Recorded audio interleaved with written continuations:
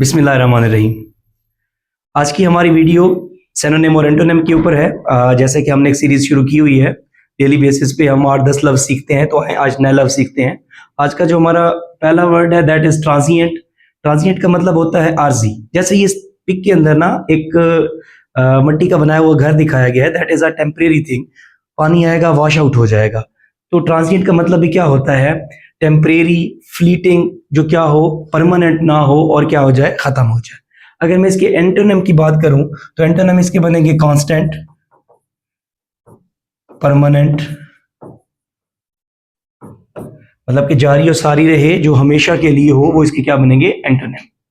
Next word पे move करते हैं। नेक्स्ट वर्ड जो है दैट इज एडवर्सिटी। एडवर्सिटी का मतलब होता है मुश्किलात। जैसे इस पिक के अंदर दिखाया गया है, ये जो खातून है, इनकी मुश्किल को कौन हल कर रहा है? ये वाला बंदा हेल्प आउट कर रहा है। तो दैट मीन्स कि ये जो खातून है, ये किस में है? एडवर्स कंडीशन के अंदर है।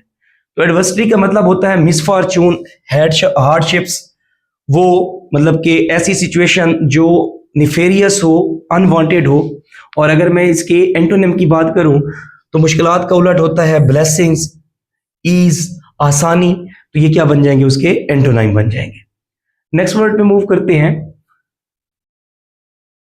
नेक्स्ट वर्ड जो है वो है एब्रीविएट। एब्रीविएट का मतलब होता है मुख्तसर। जैसे आप कहते हैं किसी वर्ड को, जैसे हम मास्टर को या एमए बोल देते हैं, दैट इज एब्रीविएशन। जैसे इसके अंदर दिखाया गया है फॉर किड्स, एमडी लिखा हुआ है, एएम लिखा हुआ है, प्रोफेसर को शॉर्ट करके उसने क्या लिखा हुआ है, प्रॉफ के आगे डॉट लगाया हुआ है। तो ये एब्रीविएशंस हैं। तो एब्रीविएट का मतलब भी क्या होता है?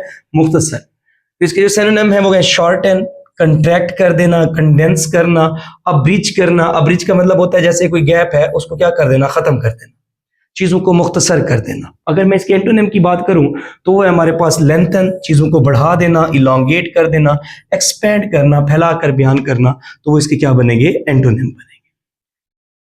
नेक्स्ट वर्ड पे मूव करते हैं। नेक्स्ट वर्ड जो है दैट इज बेसिकली अपशोर्ड। अपशोर्ड का मतलब होता है मुजीक का खेस। ऐसी चीज जो क्या हो, सिली हो, इलॉजिकल हो, हम उसके लिए लफ्ज यूज करते हैं अपशोर्ड का। अब जैसे इरेशनल, इनसेन, इनएन, सिली थिंग्स, ये किस में आती हैं? एब्सर्ड के सिनोनिम के अंदर आती है। और इसके उलट इरेशनल से बनेगा रैशनल, इनएन से बनेगा सेंसिबल, सिली से बनेगा रीजनेबल। ये क्या हो जाएंगे? उसके एंटोनिम्स हो जाएंगे। नेक्स्ट जो वर्ड है हमारे पास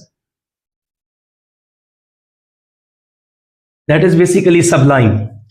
जैसे ये बंदा दिखाया गया है कि वो एलिवेशंस के ऊपर चढ़ रहा है, सीढ़ियों के ऊपर चढ़ रहा है, तरक्की कर रहा है। तो सबलाइन का मतलब भी होता है असमत, मतलब कि किसी मकाम पे पहुंचना, सीढ़ियों पे चढ़ना। तो इसका जो हमारे पास सिनोनिम बनेंगे वो बनेंगे एग्जाल्टेड, नोबेल, सक्सेसफुल, वो भी आप कर सकते हैं। और अगर एंटोनिम की बात करूं तो ऑर्डिनरी, लो, पुअर वगैरह, ये इसके क्या बनेंगे? एंटोनिम्स बनेंगे। नेक्स्ट जो वर्ड है हमारे पास that is basically vilify. Vilify का मतलब होता है किसी चीज को क्या करना? बदनाम करना। जैसे इसके सिनोनिम है डिफेम, डिस्पैरेज, बिरेट, बिलिटल, डिनाउंस। ये गैप आ गया, ये लिखा गया है मिलाइन, मतलब किसी को गंदा करना, बदनाम करना। ये क्या होता है? विलीफाई। और अगर एंटोनिम की बात करूं, कमेंट, तारीफ करना, लायनाइज, उसकी बहादुरी के किस्से या गुण गाना। तो ये क्या आएगा? उसके एंटोनिम के तौर पर आएगा। नेक्स्ट जो वर्ड है हमारे पास, आज इतने ही वर्ड्स थे हमारे पास। होपफुली आपके लिए बेनिफिशियल रहे होंगे। मुझे अपनी दुआओं में याद रखिएगा। फी अमानिल्लाह। अल्लाह हाफिज।